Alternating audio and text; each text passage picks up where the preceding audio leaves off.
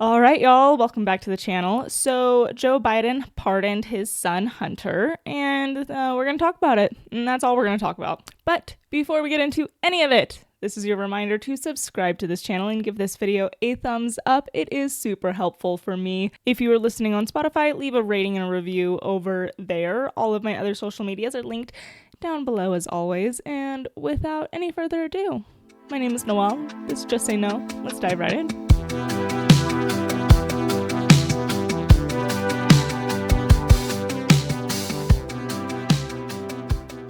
Okay, so as far as the pardon goes, I hate talking about stuff like this because it is pretty out of my wheelhouse, but I am going to do my very best. If I get anything wrong, as usual, just let me know in the comments and I'm happy to look further into it. But I do want to start off by talking about pardons more generally because I feel like most Americans don't know why we actually have them. And in order to do that, we have to take it way, way back in the Wayback Machine to Alexander Hamilton. Because nothing can ever be simple and easy on this show. So he fought for pardons with the intent of essentially cutting through bureaucracy, right? His idea was that one man can make a quick and easy judgment faster and more efficiently than a group can, which is true. And he argued for it in the Federalist Paper number 74, saying, quote, "It is not to be doubted that a single man of prudence and good sense is better fit in delicate conjunctions to balance the motives which may plead for and against the remission of the punishment than any numerous body whatsoever." So he's saying what I was just kind of trying to explain, that one person, in this case the president, can cut through the bullshit. And sometimes it is better to make these decisions expeditiously. Sometimes, as we're going to get into, he talks a lot about the potential value of pardoning insurgents. And in order to kind of help create or ease unrest, civil unrest, right? Something like that needs to be done quick. And so it is beneficial to have one person have the power to be able to do such things. In this regard, in the same Federalist Paper, he said, quote, "But the principal argument for reposing the power of pardoning in this case to the chief magistrate is this: in seasons of insurrection or rebellion, there are often critical moments when a well-timed offer of pardon to the insurgents or rebels may restore the tranquility of the commonwealth, and which, if suffered to pass unimproved, it may never be possible afterwards to recall."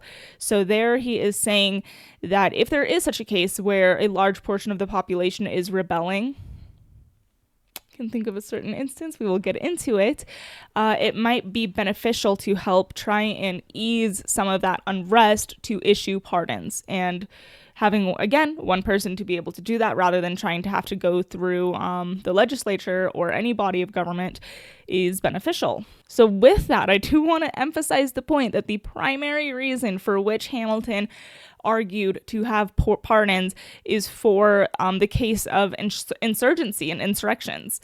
And I'm old enough, I don't know about y'all, to recall recent conversation about insurrectionists. Now, I do want to make the distinction between an insurgency and an insurrection. To define insurgency is, quote, "Insurgency refers to a violent uprising or rebellion against a constituted authority or government. It is a form of irregular warfare which involves the use of tactics such as guerrilla warfare, sabotage, and terrorism to destabilize the existing government or authority. Insurgencies are often characterized by lack of formal control, with multiple groups operating independently towards a common goal."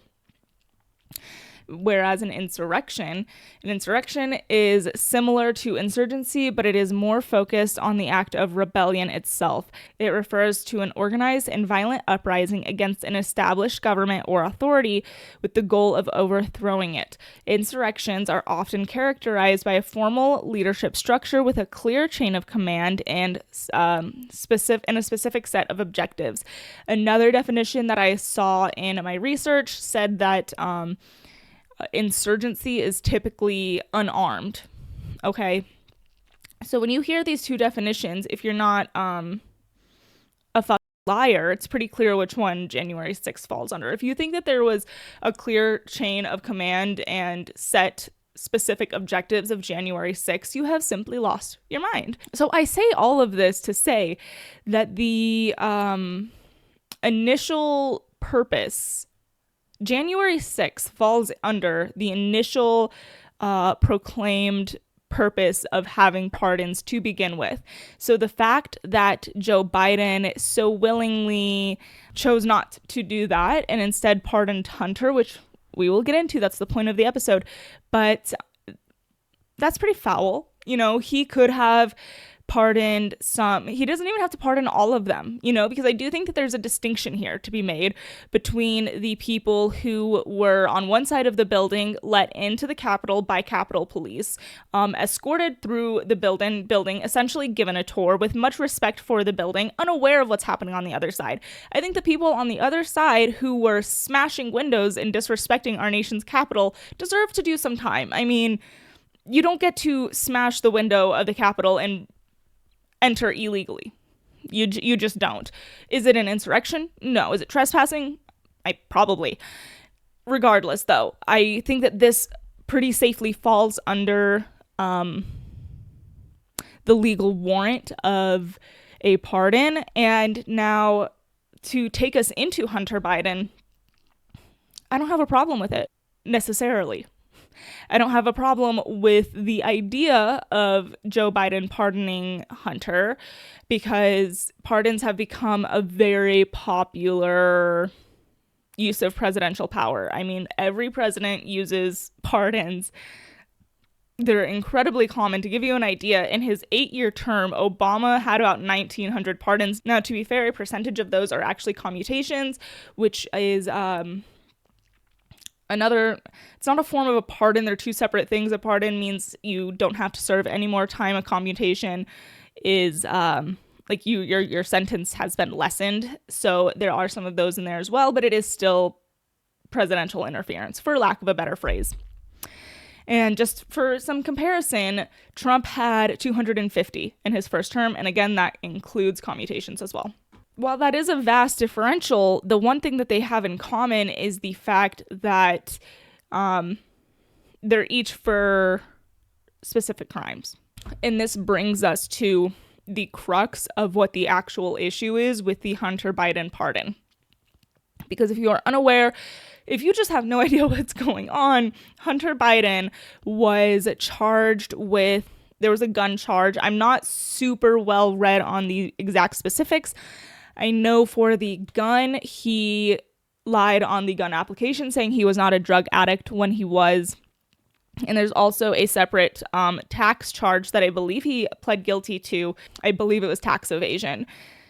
Now, if Joe had just pardoned him on those two charges, I would not even be making an episode. I could not even tell you how little I would have given, because despite the fact that Joe was saying that he wouldn't pardon Hunter under any circumstance, I think he was saying that when he was under the impression that he was going to be president again, or that maybe Kamala Harris was going to be president again.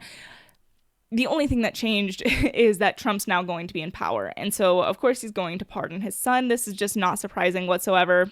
He's in his legal right to do so. Except the odd thing here is that he does not just pardon Hunter on the charges in which he has faced. He has an 11-year pardon from January of 2014 to, I think it was December 1st of this year, of 2024. Any crimes that Hunter was accused of, committed, may have committed, he is pardoned of. Now, I want to take a look at Joe Biden's actual statement as well as the pardon itself, because it's actually quite incredible. Okay, so here we have from Joe Biden, December 1st. Today, I signed a pardon for my son, Hunter. From the day I took office, I said I would not interfere with the Justice Department's decision-making, and I even kept my word, as I have watched my son being selectively and unfairly prosecuted. I just feel like that's such a bold thing for him to say, that he has not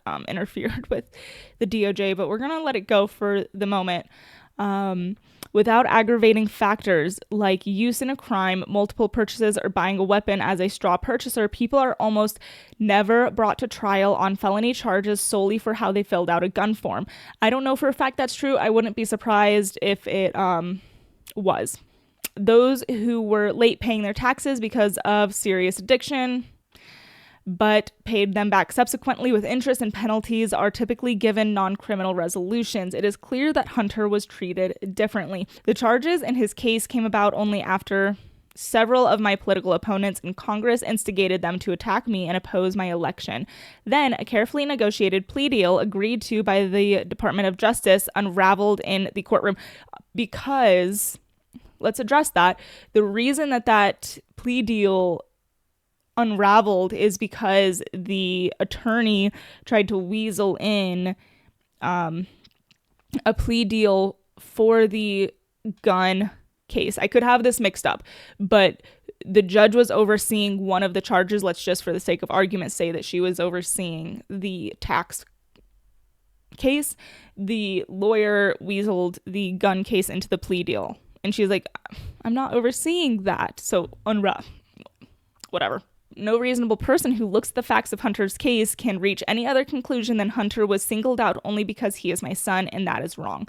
There has been an effort to break Hunter, who has been 5.5 years sober, even in the face of unrelenting attacks and selective prosecution.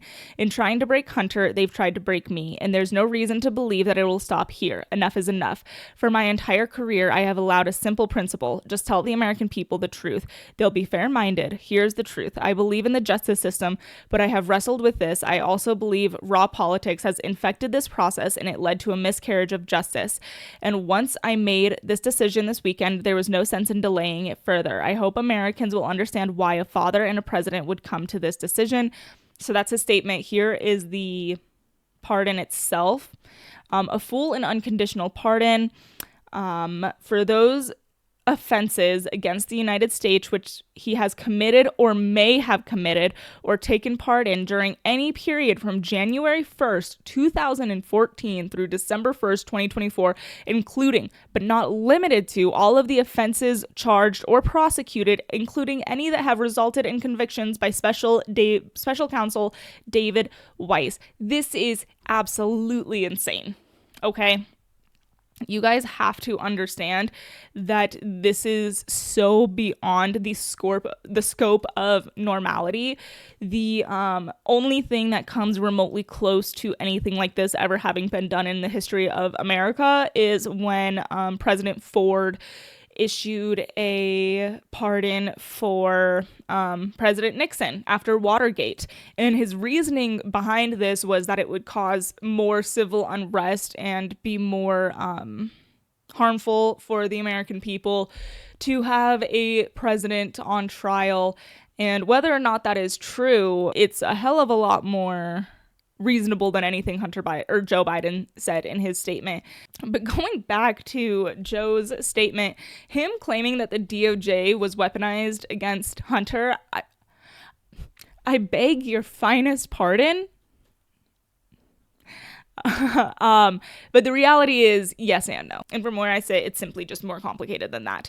They have spent 4 years going after, longer than that, but literally in court 4 years going after Trump in bogus cases, making these misdemeanors into felonies and extending the statute of limitations and just doing anything and everything they can to find something to get him. And really fast, while we are on the topic of the persecution of Donald Trump, I want to address all of the people who have been making comments like, if you voted for a convicted felon, then I don't want to hear a word from you about the pardon. Okay, first of all, go get checked because you sound retarded. Second of all, never in my life have I ever not talked about something because somebody told me to. Not in my wheelhouse, not something I'm capable of doing. But dare I say that if you're thrilled about Hunter Biden getting a pardon because you think that that is the correct thing to do because you agree with the things that Biden said in his statement, and you're still calling Donald Trump a convicted felon, maybe evaluate that. Maybe sit with that. Let that one sink in. Really think about it. 2 + 2 = 8, I guess, in your world. Now, To get back on track, was the DOJ weaponized against Hunter? Indirectly, yes, because they have spent so long, as I said, going after Trump, and it was just so obvious that they were actually weaponizing the DOJ against him that Merrick Garland had to appoint David Weiss, and who was the special counsel that went after Hunter Biden, to make them look a little bit more even-keeled or something. Now, did that work? For some people, yeah, there's a group of simpletons, most definitely, who were walking around saying, the DOJ is not weaponized, it's not politicized. See, they're going after Hunter Biden, too. Maybe I am conspiratorial, but I just don't think I am, because every conspiracy theory, every time I've ever said this might be a conspiracy theory, it has later been proven to be true. I don't know, like Hunter Biden's laptop, for example, that was a conspiracy once upon a time. So in this roundabout way, Joe Biden is correct that the DOJ was weaponized. It just simply was not weaponized against Hunter. It was weaponized against Trump. And Hunter was a sacrificial lamb. But we do have to find our way back to that 11-year pardon, because that's so fucking crazy. I have to say it again. If he had just pardoned him on the 2 things he was charged with, wouldn't be hearing a peep, at least not from me. 11 years. So that puts us at January of 2014, as we discussed. What happened in 2014? Well, I'll tell you one thing. Hunter Biden started working for Burisma in April of 2014. So that is... I'm stupefied. I literally don't even have words. That's so perfectly timed. That is the most perfectly timed pardon of all time. Now, I am not going to sit here and claim to be an expert on Burisma. This pardon thing is out of my wheelhouse. Burisma is like 4 wheelhouses down the street for me. But what I do know is that his laptop, that conspiracy theory, held strong evidence that Joe Biden was getting money from Hunter Biden's dealings with Burisma, foreign money, illegally. Now, I'm sure there's more to that. I'm sure that there's more detail. I just don't know it. And in all reality, if we look at this, the gun and tax charges, Joe Biden said in his statement that nobody else would have been brought to trial over these. That very well could be true. I do believe that these initial charges were just a way for Congress to open the door on what they really wanted to look at, which was Burisma and the Biden family's foreign dealings. So I would think, so it kind of feels and looks like this pardon is just, Biden's out, man. He's like, I'm not running again. I'm 107 years old. Half my brain is mush. Pardon me, pardon you, pardon we, we're outie. And case closed. That's that is that. I don't have too much else to say about this. I think that I said my piece. I just want to note that one interesting piece of this puzzle is that Trump has said that he was open to pardoning Hunter Biden. So it just makes it even more strange that Joe felt like he had to get in there and do it. But it does make sense, because if it had been left up to Trump, Trump would have only pardoned the gun charge and the tax charge and would have left everything else on the table. So we just simply couldn't have had that. Because if that got looked into, Joe Biden himself would be implicated in that. I firmly believe that he does not actually give a if Hunter Biden goes to prison or not. I don't view Joe Biden as like a warm and fuzzy guy. He is an evil, corrupt politician. In my humble opinion, he was just saving his ass. This was him saving his own ass, his own reputation, what's left of it. And that is that. That's all that I got, you guys. If I left out any crucial details, let me know in the comments. I'm happy to look into them. But I really do feel like it is as simple as the fact that people aren't upset with the pardon itself. People are upset with the scope of the damn thing. Literally historic. It's actually unprecedented. So yeah, y'all, thanks for watching. I appreciate it. Make sure you give this video a thumbs up and subscribe to the channel. I put a lot of effort into these videos. It doesn't cost you a thing but a little click on your mouse or a tap on your screen to subscribe to this channel. But that is all I got, you guys. I will chit chat with you guys next time. Bye.